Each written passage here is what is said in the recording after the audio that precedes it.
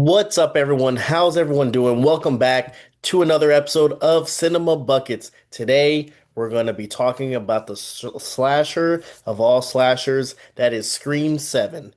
And let's dive into this bad boy as we have a lot to talk about for this seventh installment in the Scream franchise. Okay? Basis is when a new Ghostface killer emerges in the town where Sidney Prescott has built a new life. Darkest fears are realized as her daughter becomes the next target. And you know about Vin Diesel, you never mess with family.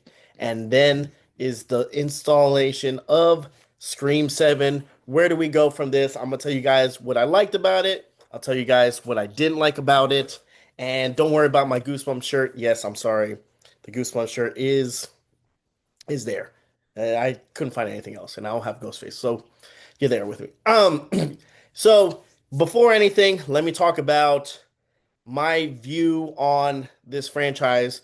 I know a lot of people. There's a lot of criticism on Melissa Barrera and what happened to her and the firing of her and Jenny Ortega leaving and stuff like that. I have, let's just say like this. Let's talk about the movie itself. The movie itself, without any of the outside talk. Is this a solid Scream movie? Yes or no? Is the plot good? Are the characters good?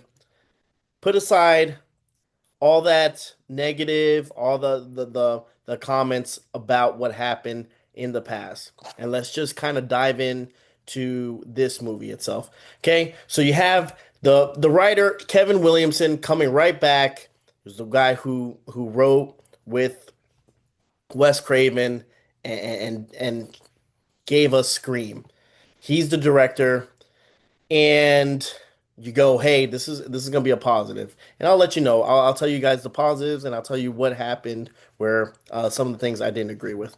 All right, the positive from the beginning, the kills are on point in this movie. If you're looking for something to up the antics, you got Ghostface doing some horrific shit. Okay. Oh God, my hair is sorry. Um, Next, you have the characters. You have legacy characters coming back, which is always nice.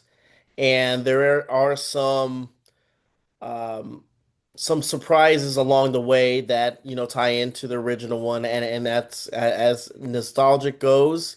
If you're a sucker for that, guess what? Scream's got you on that one. I would say the opening kill, the opening scene itself. I think when it comes to a Scream movie, um, there's a couple things that need to happen for this to succeed. There's a couple things, like Halloween has its moments where you have Michael obviously having a brutal kill or something, or him just staring off the breathing. Freddy Krueger with some of the iconic lines. Jason with a camp kill. You have to have those.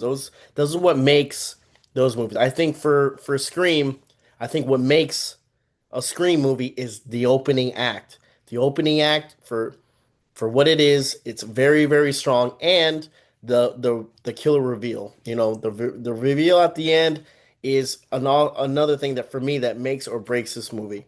Okay, so the beginning of this movie, I believe, was awesome. The tension was high. Um, they had a little bit of comedy, but still edgy.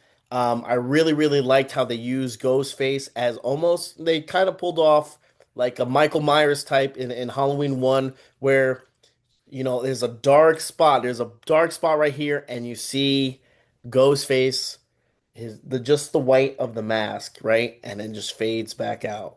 Beautiful, beautiful. Never done before in the Scream franchise. Really liked how they did that. Again, taking a little bit from Michael Myers and Halloween, but I liked it. It was cool. It just let you know, hey, he's there. Just letting you know, he's about to come out and kill you. So I did like that. The opening scene was really, really good. The kills were really good. Um, and it had some weight on it. You're like, oh man, what is happening? And then you get the rest of the movie, and then the rest of the movie, like I said, Nev Campbell as Cindy did really, really good. Half of the characters in the movie were kind of just just there just to get killed. They were gonna get eventually. There was no character development, nothing whatsoever.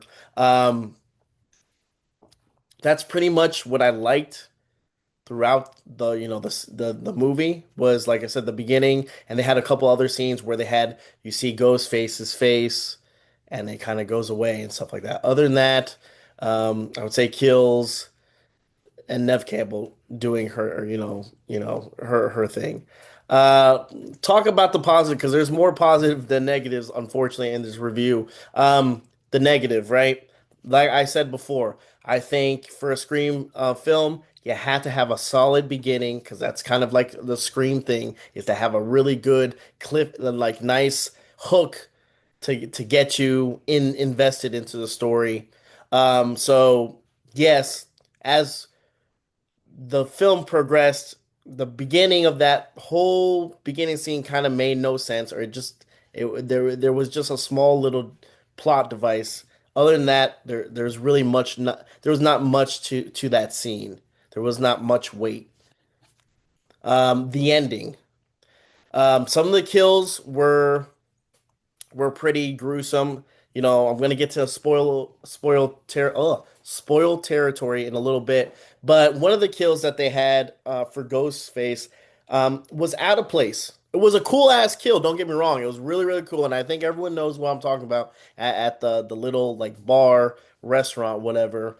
But I felt like that kill was very out of place. And I know what it is. It's a slasher movie. Most of these kills are stabs and knife, and mostly they're nice. But for this one, other than the fact that it was a cool kill, it felt out of place, out of a ghost face kill. It was more like a Michael Myers type kill where you see something where it was just a little bit too much, too drastic, and I'm like, it was cool, but it just felt out of place. Um, Another thing is the ending. Okay, we're gonna get into spoilers. If you haven't seen Scream 7, please like the video, subscribe to the channel, go watch Scream 7, come back, and then we can talk about it. Okay, here it is. I'm done. Ready?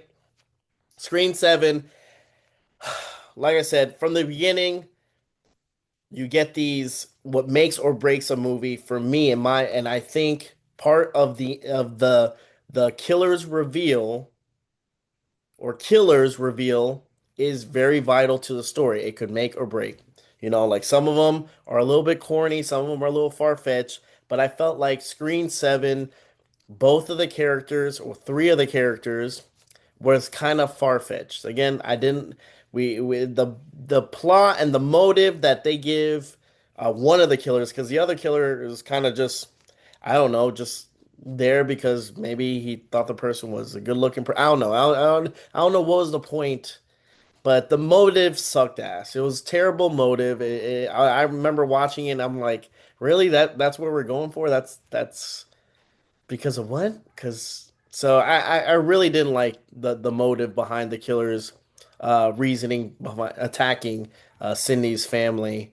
Um, Gail Weathers, Courtney Cox. I mean, she didn't do much she just had like one-liners and kept on cursing, and that was it. And then she was kind of like she came in randomly in the movie and she disappeared just as quick. So it was kind of just like, oh, she's just there for I don't know what, but I didn't really like her, um, just her character arc too. Like I said, Sydney had moments where she needed to protect her daughter and she spent most of the time talking on the phone than actually running and talking. I mean, I don't know. It just so like I said, but the ending is what got to me. The ending that that that reveal for Ghostface, it sucked me. I didn't like it. I felt like wasn't earned.